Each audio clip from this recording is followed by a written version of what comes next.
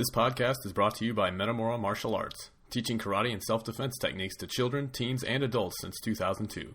Check them out at metamoramartialarts.com and like Metamora Martial Arts on Facebook.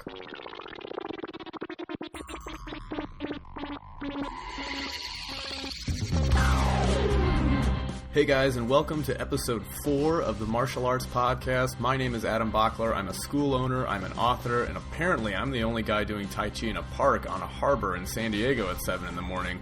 But most importantly, I am a martial artist. I've been studying martial arts for 11 years, and I have no plans of stopping anytime soon.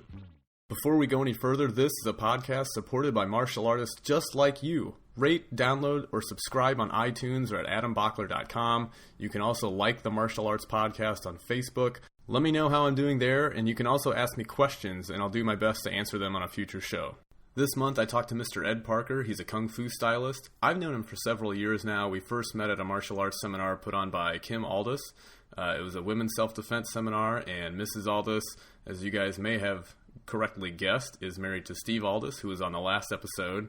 Mr. Parker operates the School of Combative Arts in Peoria, Illinois, and you can find them on Facebook and see a bunch of cool pictures from seminars that they've done. The thing I like the most about Mr. Parker is that he has so much fun teaching. It's infectious. I've been to 2 of his seminars, one in Peoria and one at the USA Martial Arts Hall of Fame in Indianapolis, and you can see footage of that event by going to the Metamora Martial Arts YouTube page. But he just had so much fun there, and you could tell that the crowd really enjoyed it.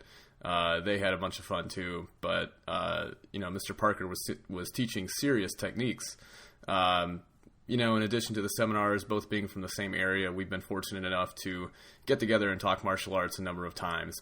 Despite the fact that he's a self-described goofball, he's serious about his martial arts training, as you can tell from this episode, and he's a great role model for martial arts students and instructors everywhere. Now, before we get into the interview, what I'd like to talk about a little bit this month is training methods. What I find interesting about Eddy Parker is that he trained old school. Lots of people like to say that, but he really did it. He talks in this episode about how his uncle trained him, and his uncle, Dexter Parker, was like Mr. Miyagi before there was the Karate Kid. This was before the Karate Kid ever came out. His uncle would make him wash dishes and vacuum the floor and mow the lawn, all with the hidden purpose of teaching martial arts. And I just think that's so cool how his uncle was almost mysterious about what he was teaching him. Mr. Parker talks about how his uncle made him get into a stance, and then he would read Bible verses to him. And what he doesn't mention in this podcast, and what he's told me before, is that the stance work made his legs very, very strong. So strong, in fact, that he once told me he could jump clear over fences in high school. Personally, I trained in a matted, air-conditioned wrestling room that was part of the high school that I went to, and now I train my students in a community center with no mats on a tile floor.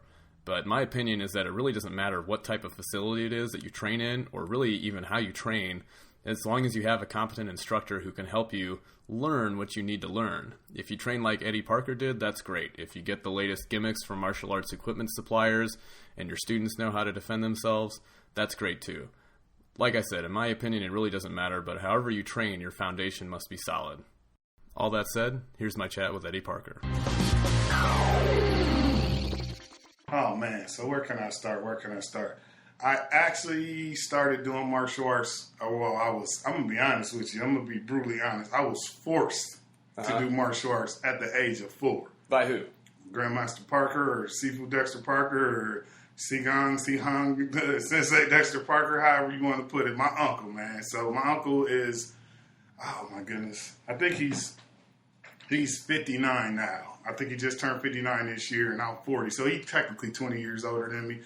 He didn't start one of the styles that he started teaching me as a traditional system within the system, and I'll kind of give you a backstory on this in a second. The Hung Gar Kung Fu is more of the organized set that I have. Like, that's the thing that I could teach you, like forms, weapons, kata, however they want to say it, names, and systematic systems. So, like Hung Gar Kung Fu has the 5 animal styles. Right. It's primarily based off of the tiger and crane systems, but Hung Gar in itself, Hung family fist. The Hung family is like Hung Wung Chai or Hung. I think I can't. Don't get me lying. I know the name. I know I'm supposed to have this down packed and locked, but I can pull a book out and tell you directly who the founder and everything is.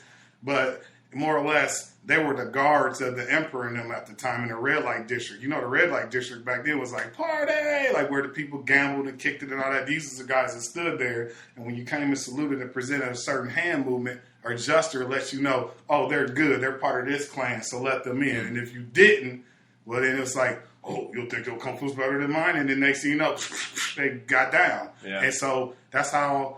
Not to get too far off subject with the Hungar concept, but just give me some backstory. The Red Ring of Death. I don't know if you ever heard of these old Battle to the Death kumites. It's a 10-foot red circle, 10 by 10. Whatever happened in the circle stayed there. So if me, you, Tiger Clan, and I'm Leopard Clan, and I fought and I killed you, no one couldn't seek revenge until a year later, and then I had to fight the person in that thing. So if yeah. So I can give you some, man, trust me, this is going to take longer than an hour.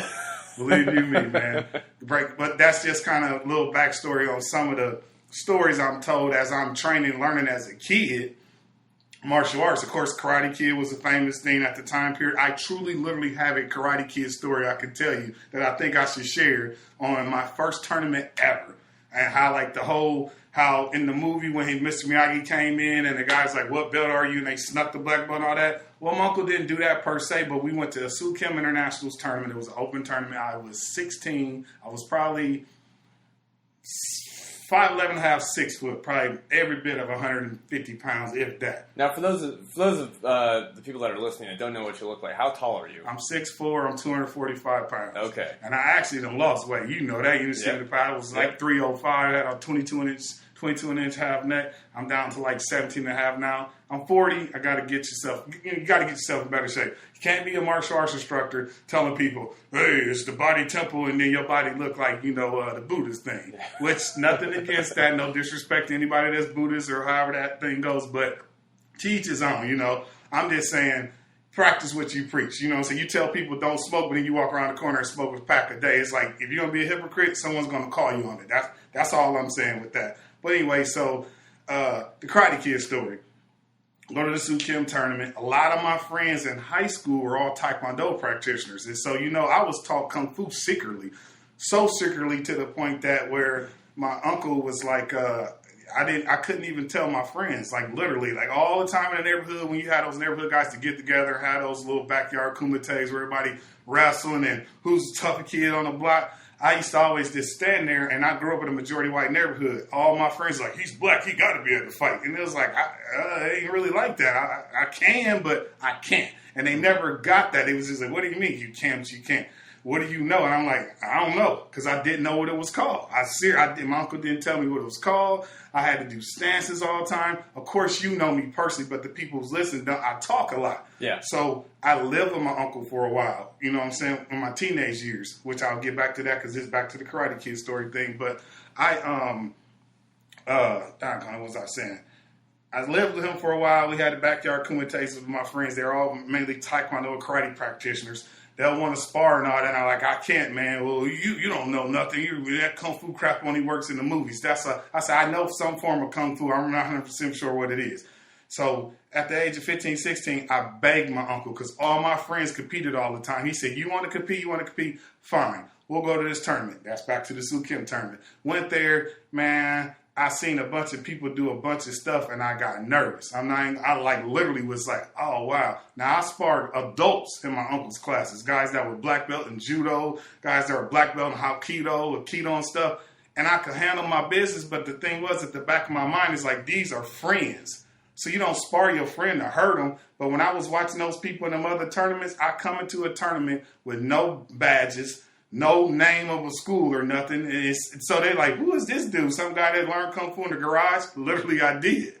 In a backyard. So my uncle had ranking and people knew who he was, but he was underground with it. It was like, the whole quiet is kept, just secret society, you're not supposed to brag about what you know. Mm-hmm. And back to what I'm getting at with this story, I'll go back to the Karate Kid story. I could never talk about it because what I didn't get at the time was when you tell someone you know how to fight or you know martial arts, they're like, show me something. Right. Then if you do a move, they like, man, that ain't going to do nothing to nobody. And then when you show them and knock them on their back, then they like, oh, wow, this does work. Then you got either an enemy or a friend, depending on what time period you grew up in. I'm a 70s baby. So with me, fighting, most time you fought your friends, and that's how you became friends, because you knew at the mall, well, that guy could punch really good, he could kick really good, that guy could wrestle. Let's be pals. Anybody mess with us, we stick together. We're covered. Exactly. We got all the bases covered. And this dude really good with a stick. I don't know what, but he good with a stick. So, the Karate Kid story. We show up at the tournament, Sue Kim's tournament, and they say, what level is he? At this time, now I started, I was 4, I'm 16. I'm well in the black belt category. But we have sashes. Sashes is way different. Now, don't quote me on this, but I want to say our white sash, which takes you 4 to 5 years to get, is borderline equivalent to like a low-level black belt. Mm-hmm. Like if you just getting in the rankings, like you just honorary black belts. You ain't even actually earned it. You got to take a test to get it, but let's go compete and see where you go from there, if you earn the respect of that. So I was kind of like a white sash, highest level of white sash you can get at the time. So, and it's only like 4 sashes in our system, and one of the systems that I study.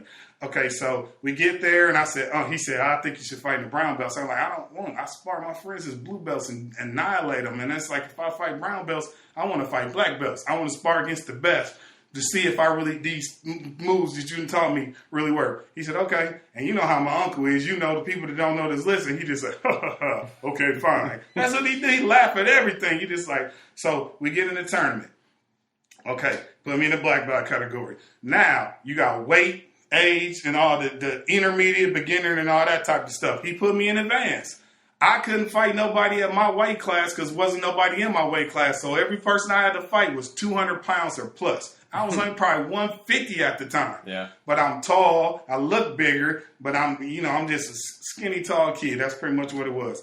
I get in there. I won the tournament that I was at. I lost a few rounds because at first, the whole point system thing, it was like full contact when I did it, but you couldn't do excessive force. Like you couldn't choke somebody out, you couldn't dislocate an arm, but people was getting knocked out. And I seen orange belts get broken up worse than anything, like younger guys, because they was like this, trying to prove, I don't know what it was, but it was like I seen a lot of teeth flying and blood and, hey, what are they doing? And that would kind of spook me because I'm like, we don't spar like that, and when we spar Kung Fu, we don't wear pads and stuff because you're supposed to show control. Mm-hmm. Now, it ain't that you don't get a black lip or a twisted finger from time to time, but you're not trying to kill your classmate.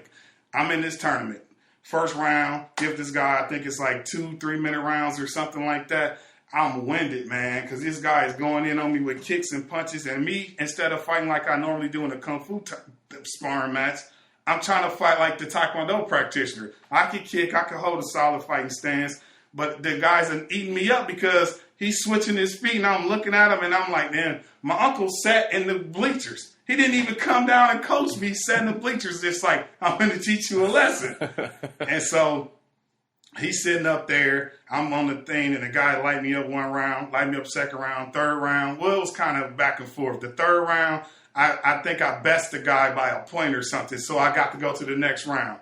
This goes on for a couple of matches, and then when it got to, I made the finals, like hypothetically, some crazy way. I started watching what they were doing. They kept covering themselves. I'm like, I see what these dudes is doing. You got to hit this certain area. And if I kick them in the head, it's a done deal. I knew how to kick. That was my thing. So I'm like, I got longer legs than most of these dudes. Fine. I get in the ring. It's a guy that's 245 pounds. I never forget this. My uncle, you could call him right now. He could vouch this story.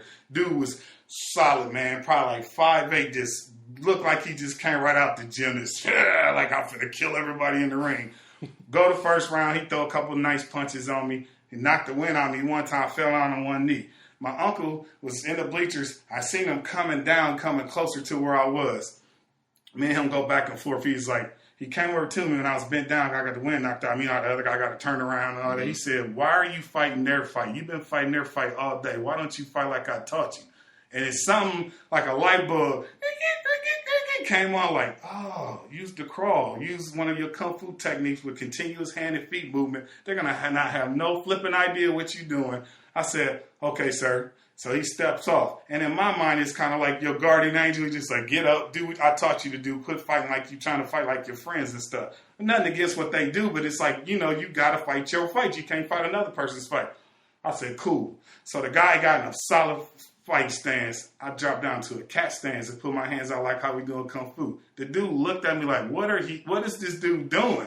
And right then and there, I knew, I got you. You already worried about what I'm doing when you need to be fighting like you was fighting. And he tried to hinge up to do a front snap kick. I did a step side kick, kicked him out the ring. He rolled over, knocked 2 corner judges over, hit another guy, and the guy in the middle was like, let's tussle force. No point. I BS you not. Master Sue Kim came right to the ring because the crowd was like, boo! Like, no way, that was an awesome kick, man. Came over, pulled my head up, Eddy Parker! And dude, they went bananas, dude. I'm telling like, I'm just like, Unc looked at me, he's just like, you see, fight like you're supposed to fight. The guy came over, he was red-faced because he was knocked the wind out of him. He said, hey, man, that was I ain't going to say the word, but a kick. You know, that's a heck of a kick. Yeah. And I was just like, thank you. You know, bow to him and stuff. Learning more of the etiquette of tournament fighting and stuff like that. So I lead that tournament, and I think I won in my category. I didn't get grand champion, but I did, you know, forms and that, and I ended up getting first in one category, second in another. I think I got first in fighting, second in forms or something like that. And we left. And everybody bowed to us, Master Sue Kim, and you guys come back next year. I'm the first person ever in my uncle's school to ever compete. So that's part of the Little Karate Kid story. That's pretty cool. Next year, we come back.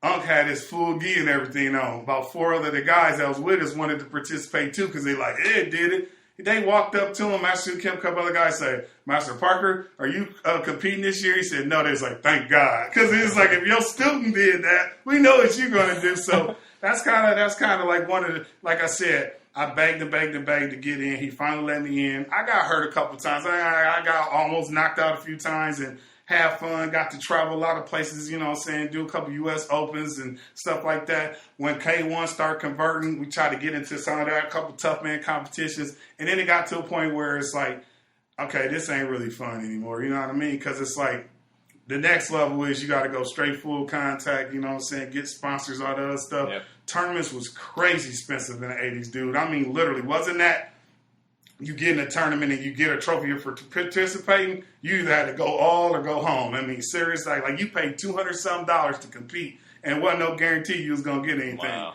If you didn't know somebody, a lot of those tournaments, you couldn't just go there just because it was an open. Just because it said open, it's like, okay, it's open, but were you qualified? Are you with the IKA? You know what I'm saying? Yeah. If you weren't affiliated with some type of alliance, you would just go there and you'd be like, well, you can watch, but that was it. And like, I remember we went to Chicago a couple times and we got invited to some tournaments and we got up there and it was like, well, it's really a karate tournament only, you know? So, and it was an ISK or something like that. And I was just like, we ain't a karate school, but we got affiliates that are karate people. You can make some phone calls and it wasn't like cell phones where you can just be like, hey, dog, tell these people who we is so we can get in this tournament. You know what I'm saying? And a lot of that came with because it was a lot of stupid street fighters back in the days that would go to tournaments and, what ranking are you? I'm just a street fighter. And then they just want to try to prove something and get busted up and then somebody want to sue somebody. So I understand how that stuff came about. I tell you, I've been to a lot of tournaments where they were biased as well because I was a primarily Kung Fu practitioner. You get there and you do a form and it's like everybody named mama cheering and hooting and hollering and you get low scores. And it's like, do the judges know what they just seen? And you can't be disrespectful because I didn't know until I started doing these more and more that those guys are all high-ranking officials for the most part. Mm-hmm. And it's just like you can't be like, for real, dude? Like, I just did like a backflip and ran off the wall, and then you saying I got a 4? You know what I'm saying, hypothetically. So, and if it wasn't a system that they were familiar with, sometimes you got railroaded. So it is what it is.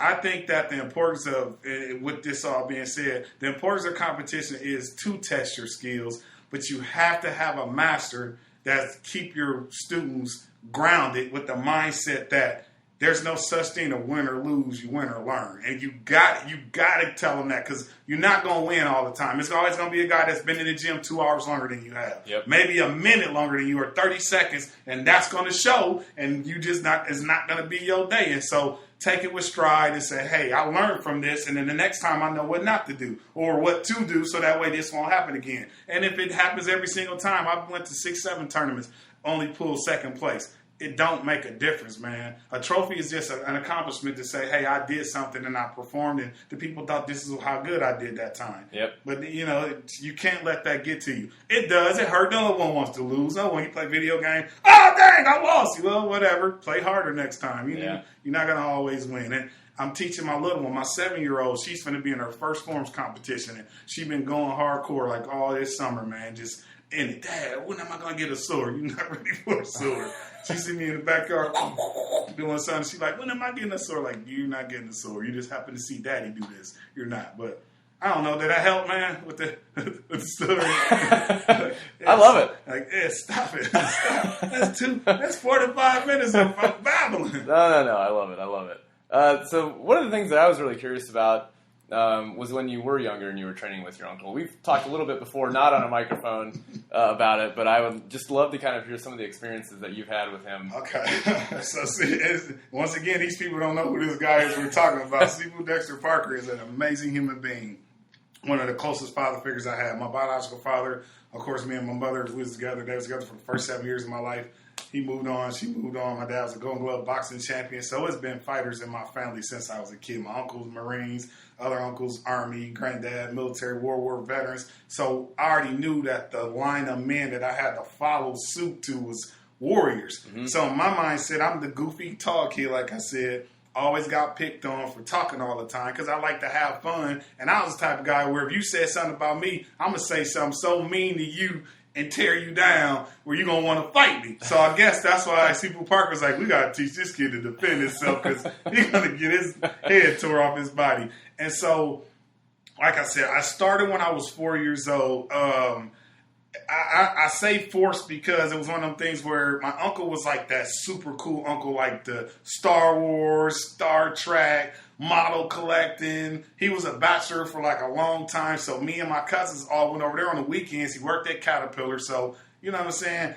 Dishes piled to the moon. So he's like, if you guys watch these dishes, we'll go to McDonald's and go watch a Kung Fu movie. I'm like, huh? Yeah. Sounds good to me. You know, right, exactly. Like, I don't care. But then he'd say, watch the dishes this way. And I'm like, why am I doing wax on, wax off? And I mean, literally, this was way before Karate Kid. It wasn't no Karate Kid. I was born in 74. I started when I was 4, so I was 78. Karate Kid didn't come out till the 80s, man. Right. So literally, I'm telling you, this dude was giving me old school training on everything I did. When we vacuumed, we said, go in straight lines. Why am I walking straight lines? He teach me how to do the footwork. But I didn't look at that stuff like that. I'm thinking like, this dude crazy. You know what I'm saying? Why he got me switch hands? Why don't you just do it? You coaching me through. But you can't say that because that's my uncle. So one level of respect, uncle. Second level, that's my master. So it's like, he could beat me and tell my wife beat me and this. I'm just beat. You know what I'm saying? Like, so cutting the grass. This dude would literally have me cut the grass 2 weeks before the notice to abate sign would get put out there in a horse stance with a push mower, not electric or gas mower. You know, it's hard enough to cut 6 inches of grass. He got 2 feet. It's a jungle in the backyard. He like, horse stands. I'm killing myself in a horse stands. Friends riding on bikes. Hey, Eddie, can we help you? You couldn't help me if you wanted to, dude. So, I mean, I joke about it and I complain about it when I was a kid, but I am so thankful that he did those things because all the time he was building my body, building my mind, building my spirit to become the martial artist that I am today.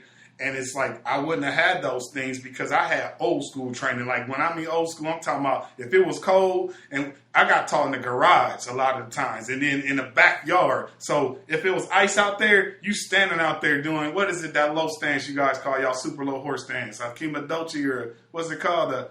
Kibadachi, yeah. I'm sorry about that, karate people. I'm sorry. Don't kill me, please. I'm a kung fu guy. I'm working on it. Trying to get my kung fu karate etiquette, karate do etiquette. There we go. So we call it a lotus stance, a super low when you like pretty much boo-boo stance where you sitting on an invisible stool. Ice, man, until the ice practically melted underneath your feet. That's when I train like that. Like outside, you can't breathe because it's so cold. Switch to a bow and arrow stance. So you come out, whack the back of your legs with both stances. And I'm like, I want to cry, but then again, I don't want to give up because I don't want to be the weak one. You know what I'm saying? Out of the group, I ain't seen me cry. You know what I'm saying? Taking it in, and I couldn't stand it, man. Forms. When he started giving me formal training in the sense of he started with a lot of never taught me how to punch, never taught me how to kick. I didn't learn how to do those things until I was probably 10 years old.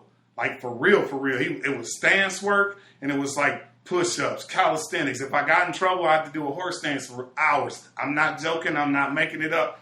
Hours. I'm in a corner. Can't put your back against the wall, legs position, getting the horse stance. And then my uncle, when I lived with him when I was in high school and stuff, he used to come home. Uncle's a Christian. I don't know if people know that. I don't know if I'm allowed to even say that. But he would read the Bible for 2 hours to de-escalate from working construction, jackhammering, loud noises all day. I'm like, hey, Uncle, how you about? He like, hey, stances. I'm in the corner, and he read the Bible to me. So in my mind, I'm meditating, thinking about the Bible stories and scriptures while I'm doing my stances. So I kind of like body-mind type of thing. I had times where I had to have quiet time to de-escalate, to kind of like calm my body and meditate. And I meditated with my Christian faith. That's the difference between most of us, that put your mind somewhere else. So when something was hurting or painful to me, I took it to my faith, and that's what kind of built me up and stuff. So body, mentally, and spiritually. Like I said, till I was about 10, then he kind of started getting things more on a formal concept of, I think even more so what's important about that, and I try to teach that when I teach now too, is a guy that's learning how to fight don't need to know how to punch and kick.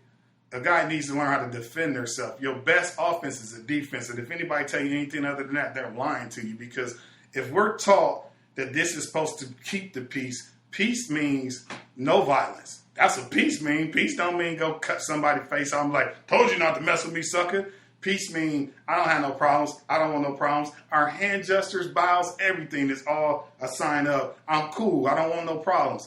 But if you have no other option or opportunity, no other choice, and people have a vague, I don't even know if that's the right term. They have a really messed up way of trying to turn it and say, well, man, it was two guys and I had it. No, you didn't. You could have been like, man, I'm cool. Mm-hmm. Redirect that energy, push them away. Dude, you don't want to do this. You know what I'm saying? Yeah. So I had those problems too. When I was 16, man, if you said something stupid to me, I'd kick you in the face rather than talk to you. Because I got picked on and bullied on so much, it got to a point where I'm like, come on then, sucker.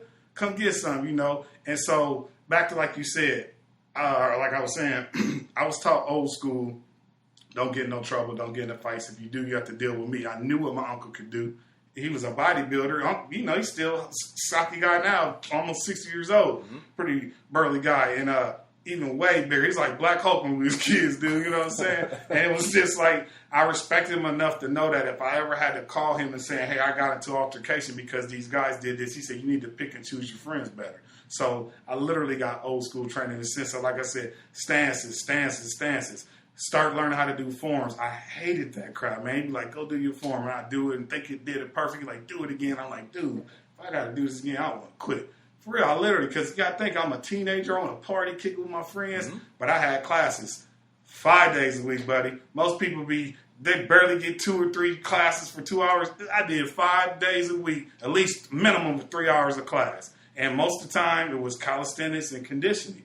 And so when I was ready to compete and start fighting and all that stuff, I had all that stuff down packed, because it was like, most people get in the gym, they you know how it is. You got a certain routine you stick to, and it's just like, you're not really thinking of the mind game. You're doing the body thing. You got to meld all that together. So like I was saying, 10 years old, I really didn't learn how to punch and kick until then. Then when in my teenage years, started doing forms, hated it. Yes, I'm still saying it, but I love it and respect it because I understand that's the roots of it. And without forms or katas, you lose it. You lose the concept of the art, because martial arts, in the sense of it, is the martial is the combat, the art is the beautiful gracefulness and the ability to express yourself, as Bruce always say. And it's so like, if I showed you how to do a punch and you showed another person, if you kept the integrity of how it was initially given, it'll continue to go on. But if you decide to throw your own thing to it, there's nothing wrong with that, but at least keep the hands balled up, fists and knuckles showing, because that's how it goes on. So did I help with that answer? Yeah, I think you did. When you're talking about the punches, I mean, you have your own unique twist. The seminar that I was at a couple weeks ago, we were doing a defense out of a wrist grab. Yes, and you were sir. turning the hands up. Yes, and you were getting the principal points of it, but you were saying hands are up like a pizza. Like you're delivering a pizza. Yes, sir. Yes, sir. So you've got all the all the ingredients of it, of what it is, the important things, and then you're adding your own unique twist. And then my uncle, man, he used to get on me about that so much, because before he sanctioned me, in 2007 is when I became my own, I guess it's the founder of my own school. Right. So it was 2007. We went to a seminar. He seen his grandmaster, some things was said, and next thing you know, we came back and he's like, blah, blah, blah, blah, I got a surprise for you. I'm like, okay. Came over like 4th of July weekend. He had my certificate. He said, you're a full instructor. And he gave me a certificate, which is a Sifu and Kung Fu, the highest level, as a Kung Fu combative arts. Now, I don't know if I broke it down, but my uncle taught me Jeet Kune Do concepts because he was a mega Bruce Lee fan because that's the area he grew up in. Right. He had a black belt in Judo and in Taekwondo, if I'm not mistaken. So I got that lineage. So I knew those tactics from those tournaments, but he knew combat stuff, not really sports, because he really wasn't into that. He's just like, that ain't his cup of tea. And he didn't start training in Hung Gar Kung Fu until he was 20. I started probably when I was like, probably 12, maybe, in Hung Gar, I want to say. Then, all in all, he trained with a guy named Yamin Shamsuddin, which is one of the masters that's under Grandmaster McKenzie, which is one of our higher guys in the Kung Tao Silat. He met him at Caterpillar. I guess somehow at the break they were talking about Bruce Lee, blah, blah, blah. He's like, yeah, Bruce Lee's all right. And the guy was saying that. And he was like, huh? My uncle like, wait a minute. What do you mean he's all right? He's like, he's okay. He kind of showboaty or something to that effect. And he's like, well, what do you mean? And then the guy broke down and did a form. And he's like, whoa, I ain't never seen nothing like this. And that's when he got introduced to Kung Tao. So he did that for, oh my goodness, man. Don't get me to lying to you, man. Probably 5 or 6 years, I think he did it. But he once again, he was hardcore into it. He wasn't like no regular Joe Schmo that do a couple classes. He did classes 5 days a week, a minimum 3-hour classes for those years. Got really high in the ranking of it to the point where he could be an instructor.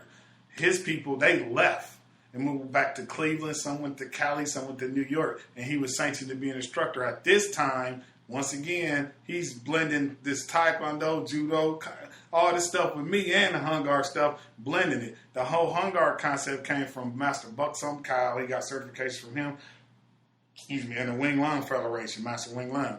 So he got the certifications in that, and he started traditionally breaking it down and giving me like the forms from that stuff. So that way, once you learn those things, you get to a certain level where, okay, I got this form, this form, this form, and you get certifications. So it can give you a ranking in a system. So when we go places, or if you say, hey, I know this, or what's your lineage? You know what I mean? You have no idea. So it was kind of one of those things. So I could have a piece of paper to say, I know this is what I know. And then I can show you, and I can show you this to say, instead of just going somewhere, you know how it is. Now this guy, like, I'm MMA. Who's your instructor? Oh, it's this guy at the gym. Oh, okay. You got a black belt or something? No, I could punch it. I used to wrestle back in the days. All righty then. Cool. So now when you're learning this stuff, do you, Senior Mr. Parker, Grandmaster Mr. Parker, does he tell you like what the differences are between the arts, or does he just kind of show you the moves? Now that's awesome that you asked that. When I was younger, no.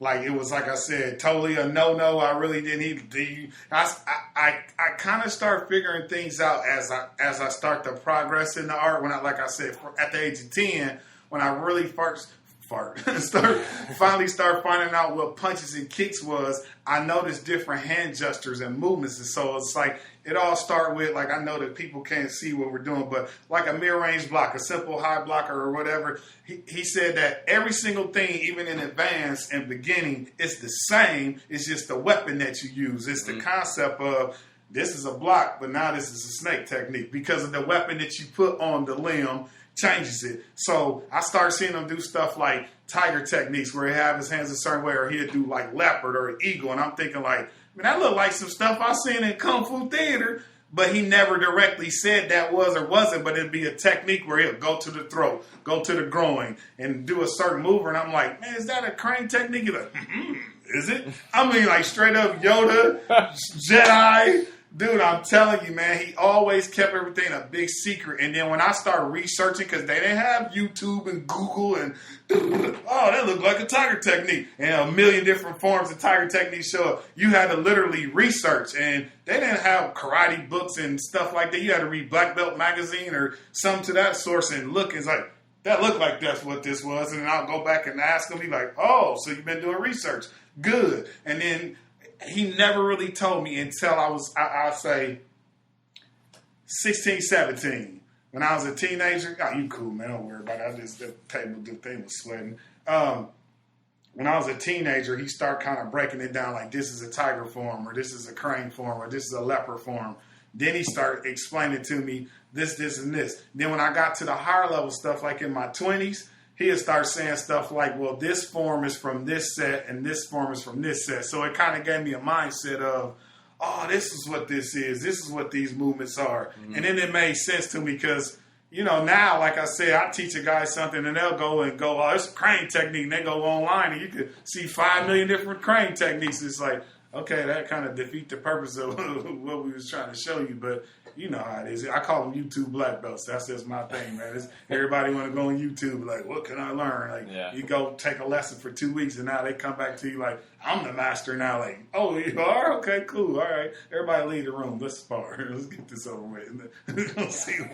I don't do that to my students. I'm just kidding. I'll never come to my class. I ain't messing with that guy. But he didn't start explaining things to me until things progressed, and it was a point where I saw my cousins and other people get certain things, and I used to wonder, why haven't he shown me something like that or that? Because he used to break certain segments down and give, okay, you got tiger techniques, and you'll see all tigers. Then my other guy, he got leopard stuff. And then they'll make a spar using those particular animals and stuff, and just to see how well you go, then he'd be like, okay, you do this and he do that. And I'm like, I never really did this other one, but you just try to mimic what you saw or try to feel what you can pull out of it. And like a thing we got called the cross, continuous hand, feet, and body movement. You probably heard of in Wing Chun, sticky hands. Mm-hmm.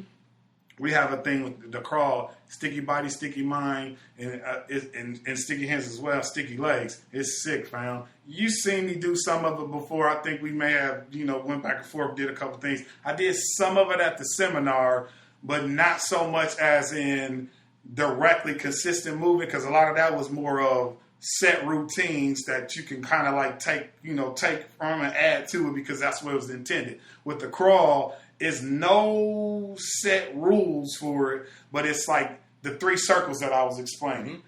That is part of it, where it's like you take these 3 circles now, elaborate on it, because not only do my hands move in circles, my body move in a circle, my leg move in circles, and when you start figuring out that you can manipulate the crap out of joints and tendons and stuff by moving a certain way, grabbing something, pull it in the end, turn it, and then it's like you got weapons there already to defend yourself. It was initially, if I'm not mistaken, intended to fight 1,000 men. That was the whole concept, where you could take on 1,000. And stories we heard about our Grandmaster Lushan, I think if I'm not mistaken, William Reeder, where he had 50-pound size, and they sent some guards to tell him stop teaching, and he killed out of 100, he killed 99 of them and told the one guy, go back and tell him I teach who I want to teach. So I hope I got that story right, because I don't want to disgrace our... If not, it sounds pretty cool. Right. Dude, did he say 100 people and he killed all of them at 50-pound size? I'm like, dude, those is practice size, if anything. 50-pound weight is like, what? He I know it. Die. So...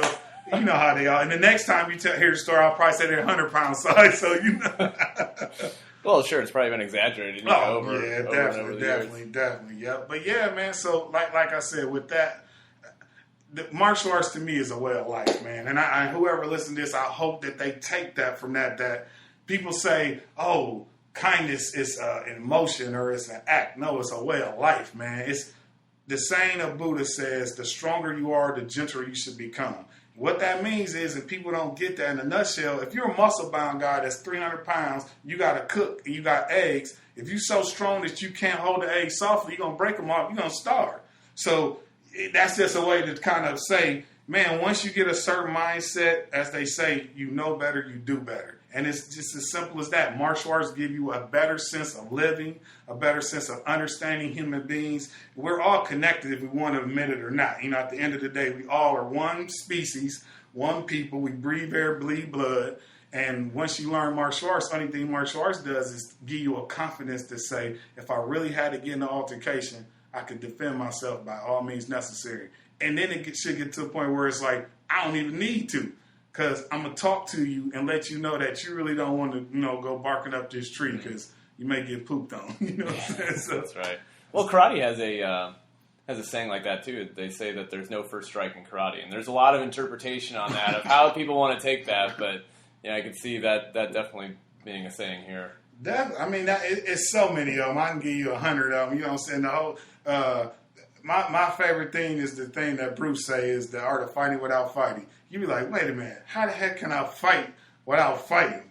Simply, Am I going to outsmart you? Because a verbal conversation is a fight in some people's mind. It don't even got to go to a physical conversation. A quote that always stuck with me that my father taught me, he said, if you could beat a man with words, you can beat him with anything. And I like, huh? And you know I talk. You know, I mean, personally, I'm a professional comedian. I get paid to talk to people. You know what I'm saying? Motivational speaker, all of that. I can go into a room of Klansmen and be like, hey, man, how y'all doing? That boy is funny right there. He is funny. I mean, you know, just because it's the energies that we put out. That's just how it is. If you put out good vibes, they're going to come back. If you're a Christian, it says you reap what you sow. If you believe in karma, and then it's like a circle situation again. Whatever you put out is going to come back. And either they're going to come back good or it's going to come back bad. And I mean, you know, and like with the martial arts, like I said, people have a misconception. I didn't get it when I was being taught it as a kid. I had no idea what my uncle was teaching me. Not at all. And now that I see, when I teach my students, you know, like Richard and all those other guys, Jacobs and those guys, they send me texts like, man, Sifu, I had an altercation today, and the guy was blah, blah, blah, and I just was like, hey, I'm walking away. And they tell me they self, dude, 10 years ago, I wouldn't have did that. I'd have beat the crap out that guy or attempted to. And it's like, from the things you showed me and told me, it's like, there's no reason to.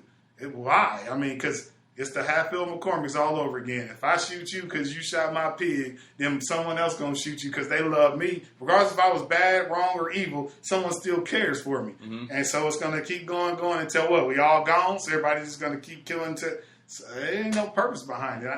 I'll tell you honestly, 30-some years ago, I wouldn't be having this same conversation with you to ask me what's martial arts, to kick somebody in the face. Yeah, take that to the face. You know what I'm saying? Say something stupid to me. I dare you. I dare you. I used to say I live by the hope and the wish factor. You know what that is? I hope everything goes well, but I wish it would. But you got to change, man. I have children now. You know what I'm saying? That's a major factor in. Once you have kids, your life isn't about you anymore. It's about them. So I got 3 beautiful daughters, 2 sons. I teach them. All of them, well, to a certain point, because some of them kind of get a little antsy and cocky, whatever, gone, you know. And then my baby girl, 7-year-old, the little dragon, y'all be seeing her soon. Oh my goodness, dude, she is gonna be a monster. She came out the womb chop kicking. I think she chopped her on the umbilical cord. And the doctor slapped her and she caught his hand like, nah, don't even do it, don't do it. Like they do in Copa Theater. No. You don't touch my buttock.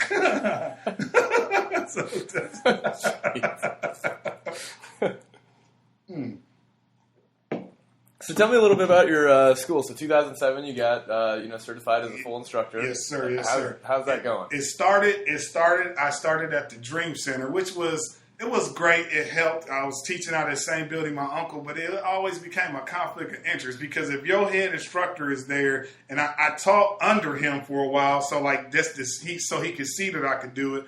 I taught some of his beginner people, some of his intermediate people, some of his advanced people. Then eventually got to the point where he was just like I said, I told you we went to go see his grandmaster, which he hadn't seen in like 30 years. And one of his students went online, was researching Kung Tao, somehow found him, and was like, this is the guy Sifu was telling us about. And he linked up with him. We went to a seminar, some words was exchanged. I came back, and next thing you know, I'm an instructor. I'm like, huh? So, which, I mean, I kind of knew it was going to happen. And it's been times in my life where it was times where I didn't consistently train for years because I was married, went through a divorce, my mother passed. I mean, it was a lot of things that kind of deterred me from the art. But thank God, all in all, I came back to it because the seeds that were planted, you know what I mean? The foundation that I was given to say, man, I can't give up on this. This is something I love. And friends of mine come in, I'm finna start competing. And I'm like, oh, cool. And they're like, can we spar? Can you show me some stuff to get me ready? I'm like, sure. I was doing security at the Embassy Suites over in East Peoria, and a lot of my friends came over, third shift police officers and stuff. I ain't gonna say no names and embarrass nobody, but guys came over and they were like, man, Ed, we heard you was pretty good at martial arts. Like, yeah. So one thing led to another. I started showing them some techniques. He's like, man, you need to do this more consistently. So I went to my uncle and said, hey, man, I've been showing some of my friends that's in, police officers. I've been doing security for years. Some stuff. He said, okay, cool. Well, we need to do something about that. And I didn't get what he was talking about, but he was finna say he wanted me to branch off because he know the way I teach is different.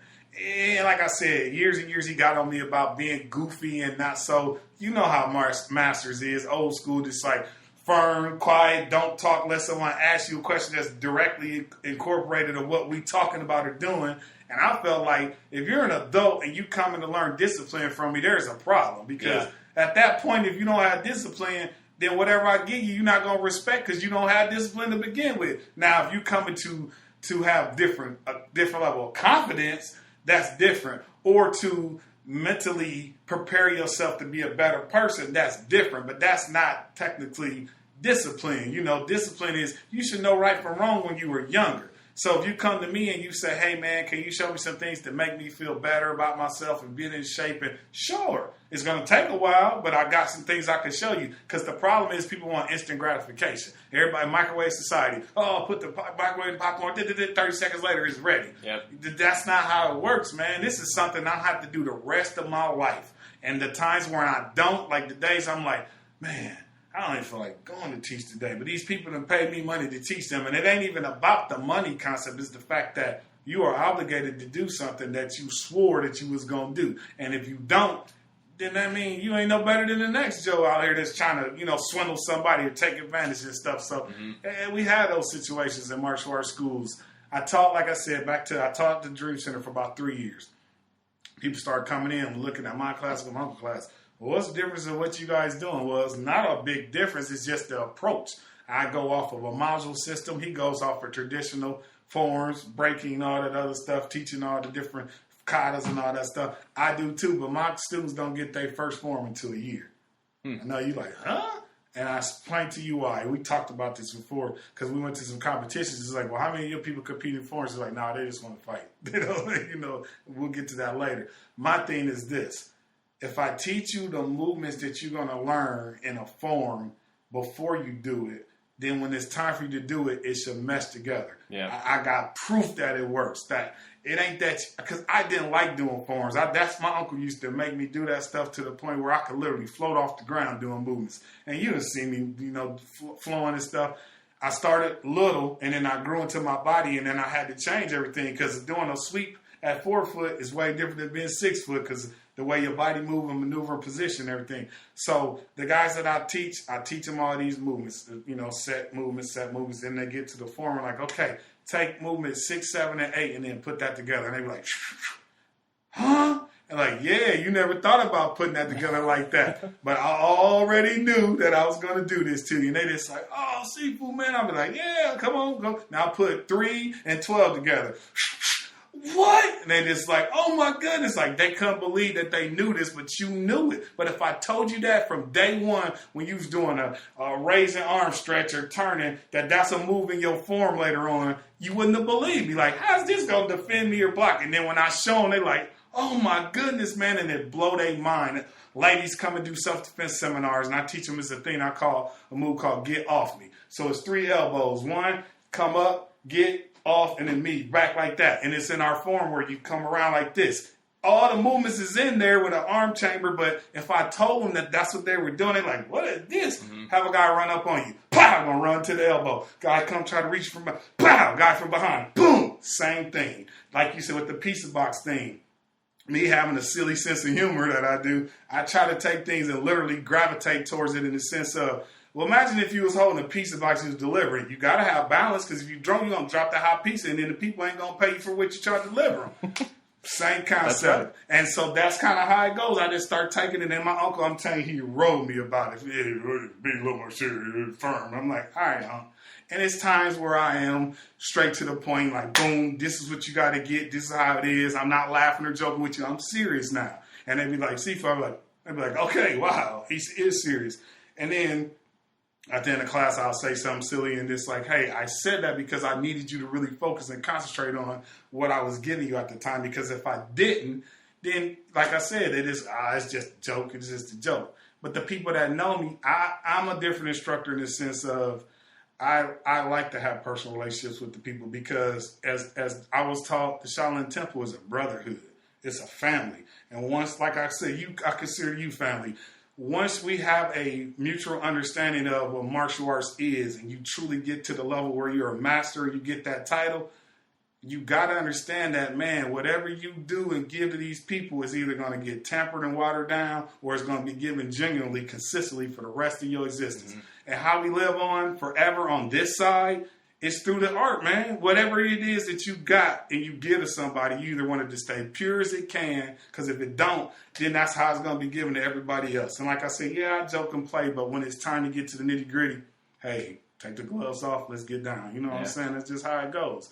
So like I said, then I taught at Landmark because I do security out there. I taught there for a couple of years. And then I got a better deal at the other facility where I'm at now. So now I teach at 2240 Town Line Road with Guardian Fitness, which is a CrossFit facility. So I have a few students that train there for CrossFit. And they was like, hey, man, they need you out here because they want a self-defense instructor. So I've been there since the beginning of this year. And it seems to be going well. My numbers kind of go, you know how it is with the art, man. It's I don't have contracts. I don't, look, you're going to come, you come. If you don't, then so be it. Someone else will fill that spot. Yeah. That's where I look at it. So, you know, I make an adequate amount, enough money to continue to do what I do and then take care and provide for my family as well. And if I could, my wife and everybody, I would teach for free. If people was willing to come and get it and I could give it to them and they generally will respectfully take it and give it back, I give it to them for free. But as the way of the world, anything that's easy to obtain is not worth keeping. So it's just like, you know what I'm saying? If you could just easily, oh, I got this and I didn't have to pay nothing for it, then you may not value it. So, yeah, you know, that's how that goes. I mean, I don't know. I don't think it intentionally was ever meant to be given to people and sold to people, but that's America for you. So I'm happy I'm here. I don't got no problems with America. I'm Eddy Parker. I believe in America. This is a microphone that's been bugged by the NSA. So. Yeah, I already know that. We're going to be to holler at you, Mr. Parker. All righty then. Yeah. Yep. So, yeah, man. I mean, did that help, man? Yeah, that's great. That's great. I'm trying to think of what else I want to ask you about. I guess maybe I should ask him this and not you, but my instructor. Yeah. What I'm trying to get at is he approached it with a very old school approach. Oh yeah. And I know you a little bit. I've seen your seminars, and they're not old school. So how do you feel that old school fits into what I do? Like modern times. Well, this is the thing. But I'm glad you asked that question. The reason why I didn't go hardcore old school in the seminar is because you lose people. And I say that not to shun on old school or traditional, because you need that, like I was saying earlier with the forms and all that stuff. But for instance, if I go to a seminar and nobody there knows martial arts, they all, hey, I want to learn some stuff so I can defend myself because I work in this factory. We got to park our cars in the parking lot. What can you show me to go? So think about it like from this sense. If I'm only going to see you one time for 2 hours, what can I give you that's going to stick with you and make you remember, if all else fails, do this move? You may not be the next MMA fighter. You may not be the next Mike Tyson or whatever the case is, great fighter of the world. But this is going to deter someone from doing you some bodily harm. Mm-hmm. Traditional martial arts not going to work there. And the only reason why I say that is because traditional stuff was rooted from not only body, mind, and spirit, but every single thing about traditional is a way to preserve the art. Well, I mean, the only way I can explain it is if I'm going to teach you how to do a punch. If a woman going to punch a man, first of all, where's she going to hit him at? You know what I'm saying? And how's she going to hit him? And what if she forget to ball her fist up and put her thumb in her hand? Because women do those stupid things. I ain't saying all women. I'm just saying people that just learn it or that don't know. Well, even guys will they make with, I was taught to fight like this. Well, you better break your thumbs. Yeah. Okay. I mean, just in general, like I said. So I ain't trying to knock on women, but in general, when you teach somebody how to punch or whatever, a guy you teach a guy how to punch, you want to punch hard, you want to punch fast. Look how hard I can punch, how fast I can punch. Well, you know, in some systems and some of the moves and techniques we do, you punch it hard as fast as you won't. Because when it get to me, if it gets to me, you setting yourself up to get in a lot of trouble, because that's how we learn how to move as the art progresses. Traditionally, teaching someone how to punch or whatever, that's one thing. But if I teach you a defensive posture or a technique that's blocking and striking at the same time, it's going to help you more so than me teach you directly how to be aggressive. Mm-hmm. Because if they don't work on timing and work on footwork and work on angles, what's the purpose of that punch? It's not going to work anyway. And that's traditional. Traditional is punches with forms and techniques hand gestures that 1, 2, 3 combos and all that. That's not gonna help you in a self-defense situation. Now, maybe in a form, if you was doing a form competition, having a beautiful 1, 2, 3, all that traditional stuff, that's the art form of it. You know what I'm saying? That's why I look at it. Everybody don't want the art; they want the martial. Mm-hmm. That's the way I can put it. Because I teach traditional in my regular classes, because it's people that's teaching traditional creates martial artists. That's the way I can put it. Because someone asked me this the other day. If you want to be a martial artist, which is a person that's going to continue to do the art consistently for the rest of their days, that's what traditional is good for. Nowadays, people want to, they in the MMA craze. The guy know how to box a little bit, know how to wrestle a little bit. So how can I put this and this together so I can defend myself if need be?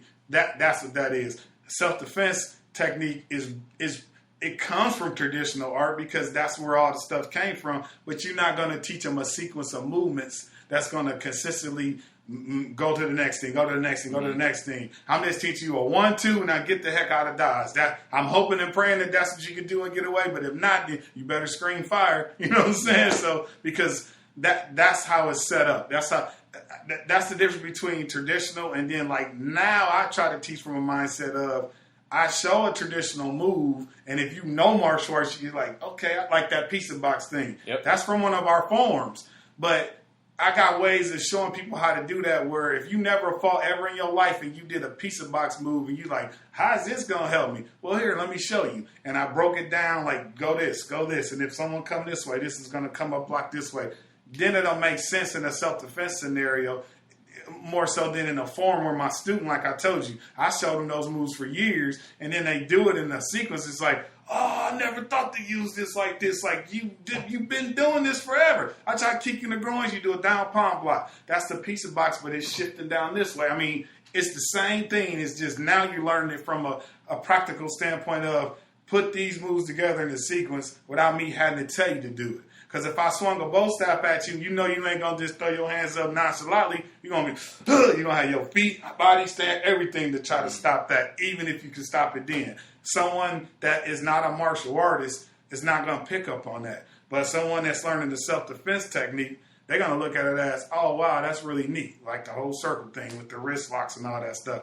It's all there, man. Everybody got it in their martial arts. Some way, shape, or form. It's just the way you approach it and the way they, finish the move off when you do it. And like I said, traditionally, I'm thankful that I was taught traditional because traditional martial arts teach you foundation. It teaches you, the integrity. It teaches you, it gives you confidence because it's like, wow, I know all these moves and I can put these moves together. And then once you figure out what it's for and what it's made to do, it makes you a better person overall. But learning self-defense stuff, I mean, like I say, people that you're not a martial artist if you just went to a self-defense seminar for 2 hours and got a certificate. I did 2 hours of this. Yep. And then what are you going to do from there? Because if you don't never practice those moves, you even said it in the article you wrote. You was like, I'd have been to many seminars and some stuff I see, I'm like, oh, I like this. I can take it. Some be like, you're not going to become a hunk or practitioner anytime soon, but you know some of the moves from it, and then you can blend it with what you got, and it'll work. And it's the truth because no matter how you punch or how you kick, it's all about how you put it in a sequence to defend yourself. And that's just how it goes. I mean, like I said, the traditional stuff, the concept of the traditional stuff is to keep the lineage and keep the integrity and keep the concept of that form alive, that art form alive, because doing forms and all that stuff, that's what that does. Because if you stop doing it, then what it's going to be? Then it's my own individual concept of I know how to punch and how to kick, do it this way. Well, what is it called? No matter the difference what it's called, just do it this way. And then you lose what it is that you was, that the ancestors, how has this art lasted so long? Or any of the arts, because they kept their traditional. Mm-hmm. And like I heard Joe Rogan bad mouthing, ain't no room in the UFC for Wing Chun or some other stuff and all this other stuff. And I'm like, dude, how could you be a practitioner of the arts and say something stupid like that where, like, for real, you saying that, dude, if it wasn't the punches and kicks that those guys do in the ring all come from traditional martial arts. It ain't like some guy that was in a room by himself and is like, I'm going to punch and kick a guy like this. That crap out of here, man. I know Joe too. I know. I can't wait to see him again. I seen he did some shows with Doug Stanhope. They used to do comedy and stuff together. Yeah. And I got to open for Doug Stanhope and Mitch Hedberg's widow. I got to do comedy with, I've been doing the comedy thing for, I met some of everybody in the game. And I was like, when I heard him say that, like, man, I can't wait till I see dude. And then somebody else ended up checking him. Some other guy that's a Wing Chun dude ended up was like, man, for real, Joe? Like, well, I didn't mean it this way. That's how it came off. I think he like a brown belt or almost a black belt in jiu-jitsu. Yeah, he's been doing jiu-jitsu for a minute, dude. And Joe kind of ripped now, so I'm going to have to put something on him next time I meet Joe. You hear me? I'm just kidding. Joe Rogan, I love him, man. People have their own opinions about certain things. I try not to get in those debates. Every time we have UFC fight nights and a bunch of my guys get together, like I said, I'm real versed in like 6 different forms of martial arts. I got judo background, taekwondo, Hung Gar, kung fu, kung ta silat, Filipino stick fighting with Arnez, Kali, Tai Chi Kwan. I mean, that's because my uncle was always open-minded to say there's no ultimate style. Some guys say, well, I even got some Troy LaFoot training. It was impressive. Ain't like my cup of tea, but it's got similar movements and some of the stuff we do with the hand movements. And they got some sick stuff in it. And they got the animals in their system too. But I done got blessed to learn a lot of stuff from a lot of people, so even from your master and stuff, what I'm saying? I learned some things. Master Artist is the truth, man. You hear me giving shots out, Master? Hey, yeah. So, and Master Preston Jackson, too. Man, I got to learn from all those guys. It's a lot of pool. Even you. And dude, look, just because I ain't formally took a class from you don't mean I haven't learned from you, know what I'm saying? The guy, I was taught this a long time ago, to teach is to learn twice. And if someone's showing you something, even if me and you in a seminar and we exchange it back and forth, I'm learning from you. That's just how it is. Once again, that goes back to the mindset of a traditional martial artist and nowadays when everybody is MMA. So we'll argue about that all day. I mean, that's volume 2 with Ed Parker. There you go. Yeah, part 2, baby. Holla at a player. So since I am a comedian, I should tell a joke, shouldn't I? Should I kind of break it down for? I can't even think of nothing, man, because I got so. You can't think of a joke? I don't believe it. Right, that's crazy. I'm trying to think of. I told a little kid a joke earlier today, and my daughter was like laughing. I was like, "Did I cuss?" I'm trying to make sure I didn't say no cuss word because the parents laugh. And oh man, I can't even think of nothing, man. Okay, I got one. So I was a substitute teacher, believe it or not. A brother has his education, man. So I told the kids, instead of traditionally with a spelling bee, instead of you spelling the word, I want you to use it in a sentence so I know you can use it correctly. So the first kid was like, "What's the word, Mr. Parker?" I said, "Dictate." No, take that back. Not dictate. Definitely. So the first kid said, "The sky is definitely blue." I said, "Nah, that's not quite the case. So sometimes it rains, it turns gray, but nice try nonetheless. Nice. Next kid said, "The grass is definitely green." I said, "Nah, that's not the case either, because sometimes the sun come out burning, it turns brown, but nice try." Little kid in the back don't talk, say much to anybody. He raised his hand. "Mr. Parker, I think I got it." I said, "What's that?" He said, "When you pass gas, there's supposed to be anything in your pants?" I said, "No." He said, "Well, I have definitely crapped myself." Oh my God. All right. Yeah, you got an A for the day. So, yeah. All right. Eddie P, the Kung Fu Comic, huh? That's good. Well, I appreciate you being on. Man, hopefully we can do this again in the future. I'm with it, man. Anytime you need me, I'll bring a couple of students. I don't know if that'll help. I can put that'd be really cool, couple moves on them. Choke. Hey, he getting choked out right now. Tap. You better tap on my snap. And you just hear like choking. I'm be like, "What happened, man?" I think he just choked his dog out. He was trying to show him a technique. I be wrestling with my dog, man. He bad. That dude is, man. He's something else, man. Yeah. I hope this helped, man. I mean, I hope that the people take from this that, yeah, I am silly. I like to have fun. But martial arts, like I said, once again, it's a way of life, man. People don't want to admit that, you know what I'm saying? But it is. And you got to have a certain mindset because you can't teach everybody the same thing. Mm-hmm. And that's kind of my mindset of, yeah, I got a modules that I teach off of. And then the concept of modules is a weekly regimen of this, and this. Well, I got some people where they'll come in and they'll pick up that first week of everything I give them. Then the next group of people come in and they'll kind of got stuck on something. Well, I really don't get this grab or this pull. And I'm like, okay, that's cool. Let's go ahead and go over that again. Because why fast forward them when they ain't even got the first 3 steps and give them 3 more? And then now it's like, now I'm really confused because it's like, I think I got this, and then someone's going to get hurt, man. You know what I'm saying? Yeah. So be patient with the students, man. I mean, whoever listens to this, if you're an instructor or whatever, give the person what they need. You know what I'm saying? Martial arts, like they say, people always ask me, well, what's your favorite style or what's the best martial arts out there? There's no such a thing. Martial arts, like I said, you have to make the martial art work for you.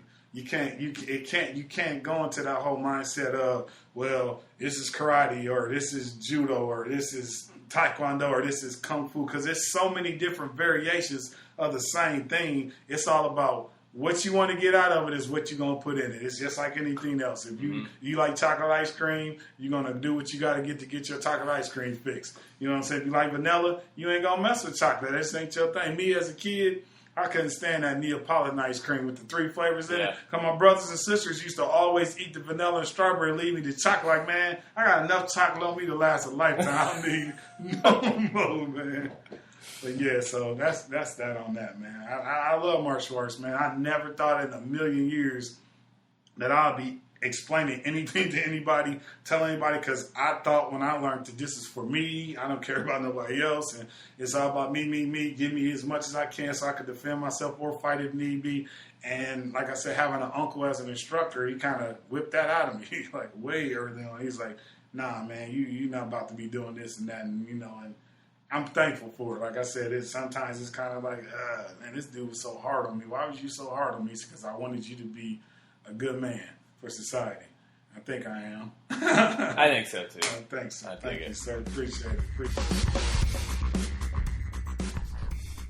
All right, let's get into some upcoming events. August 8th and 9th, Miss Vera Harrison's annual seminar on the 8th and tournament on the 9th. I won't be in town, but I suggest anybody who's in Peoria should really try to attend this one. Also, August 16th, 2 events going on that day. The first one, the 4th Annual Martial Arts Warrior Championships in Champaign, Illinois, as well as John Pellegrini hosting a Combat Hapkido seminar in Joliet, Illinois at dsihq.com. Finally, August 23rd and 24th, the 2014 Day of Warriors held in Rock Island, Illinois. I think maybe it should be called the Days of Warriors, or maybe the Weekend of Warriors, since it's held over 2 days. Just a thought there. If you'd like to contact me, you can email me at adambockler@gmail.com, tweet me at adambockler on Twitter. You can go to adambockler.com to find new episodes, as well as the Martial Arts Podcast on Facebook. Finally, thanks to Mr. Ed Parker for talking to me this month and for being a gracious host. Thanks to BJ Aberly for the music, and thanks to you for listening. You've been great. This has been the Martial Arts Podcast.